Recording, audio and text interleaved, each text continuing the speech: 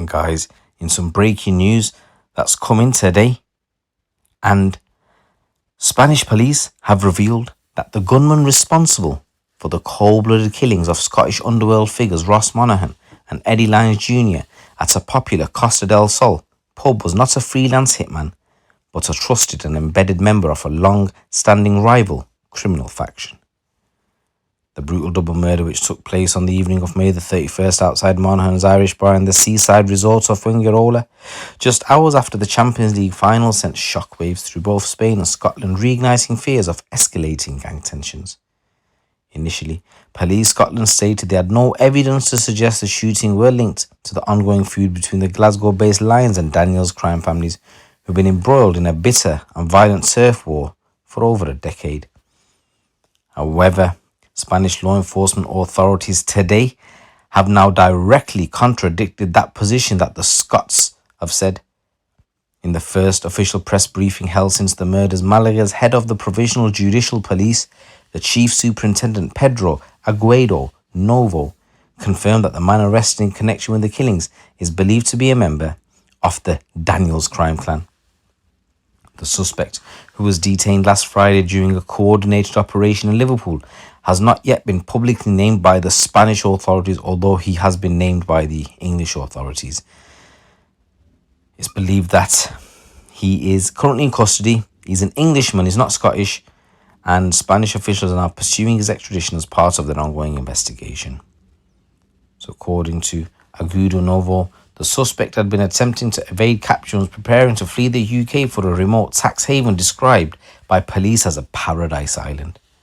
His sudden arrest is being hailed as a major breakthrough in the case. Mr. Agudo said this was not a random act of violence nor the work of an outside contract killer. He said we are dealing with a calculated and ruthless assassination carried out by a core member of the Daniels organisation, an individual with close ties to the internal structure of the gang. He said the killings were targeted and professionally executed. So the man approached the victim at their table with chilling precision, shooting the first target at point blank.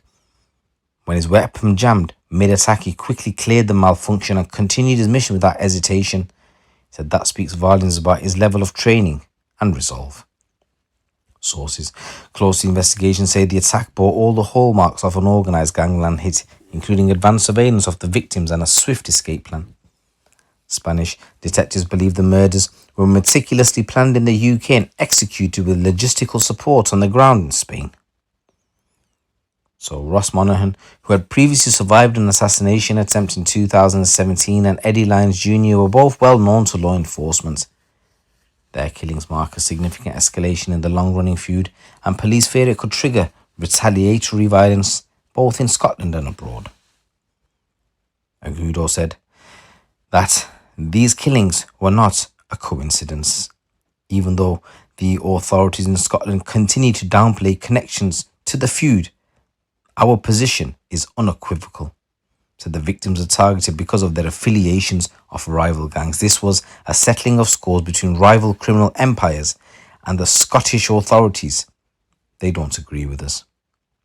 So as the extradition process unfolds and Spanish investigators work with UK counterparts, further arrests may follow, and the case has also prompted reviewed scrutiny about the operation of British gangs abroad, with Spanish officials warning that their country will not become a playground for foreign criminal enterprises. So let's go through what Mr. Agudo Novo said today. So as I said, he said we're not talking about an independent hired killer, but an internal member of the rival Daniels gang who ends up assassinating two members of an enemy gang. He says, I want to highlight the high level of professionalism of this individual. He didn't just stop when his gun jammed.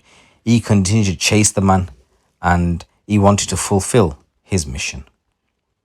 He said, it's not normal for a criminal to react the way he did in the face of this unexpected problem and resolve the situation to continue to pursue his second victim inside the bar and kill him in cold blood.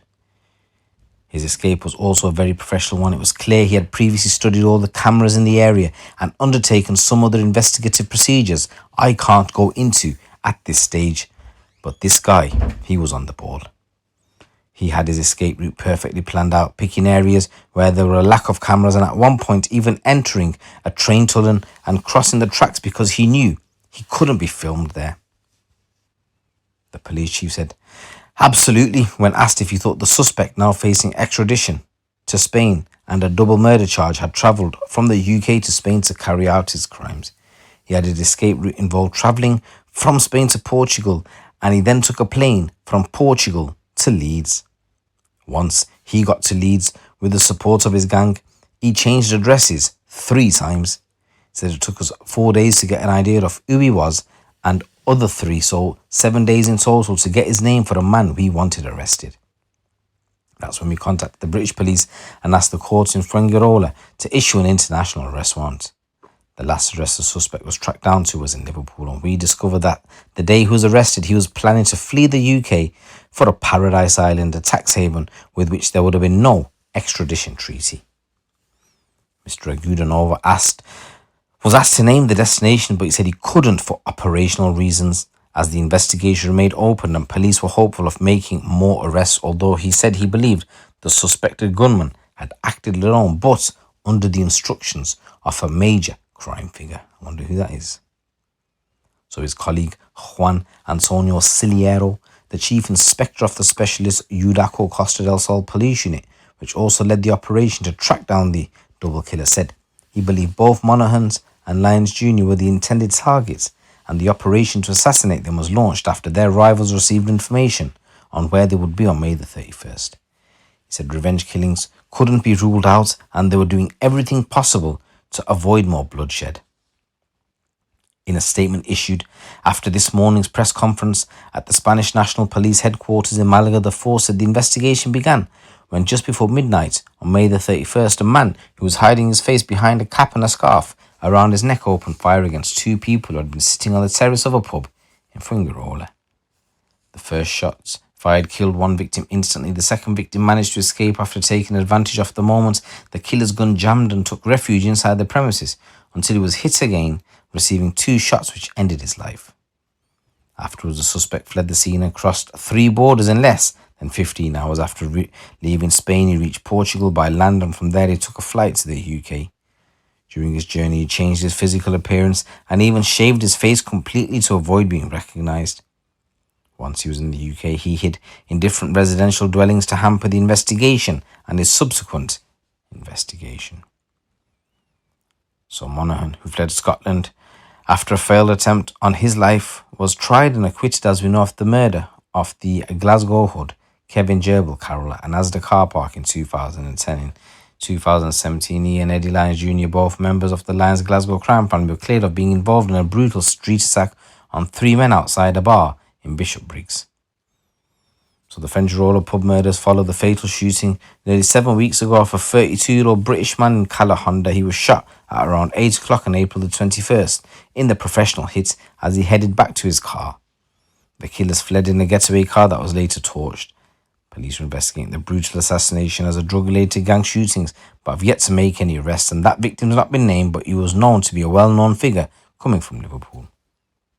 So reports at the time described the incident as the 4th shooting in that month, where rival gangs have extremely used violence to settle scores in the Costa del Sol, and a number of international mafias are known to have their base there. So guys, it seems as though that the Spanish authorities and the Scottish authorities are got a bit of contradiction in the information. So you got the Spanish saying that they believe that it's linked to gangland violence in Scotland, whereas the Scottish police are saying that there's currently no intel to suggest the deaths of the 2 men in Spain are linked to recent criminal attacks in Scotland. So I wonder what's going on there. Let me know what you think in the comments below.